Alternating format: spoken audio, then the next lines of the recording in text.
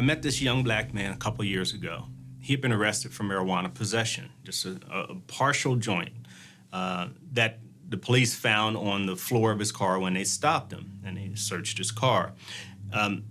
During this process, they seized the car he was driving, which was his girlfriend's car. He had $3,000 with him, which they also seized. Now, that money came from their tax return. Him and his girlfriend filed together, and they had the paperwork to show it, but yet they seized it anyway. He was in college at the time, doing good. Well, he's no longer in college. They did get the car back with stipulation that he can't drive it. How does he get to work? Or whatever. It's not their concern. The money, I don't know what happened to the money. I'd be surprised if he actually got that back. But this is how someone's life can be disrupted because of these policies that we have.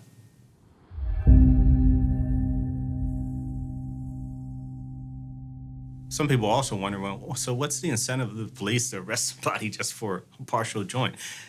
Well, there's many. I mean, the examples are, number one, it's another arrest. It's another notch on my nightstick, that helps me get promoted. It's another arrest. If it's close to the end of my shift, and this was in the evening when this guy was arrested, close to shift change, and okay, so I'm sure that police officer got some overtime.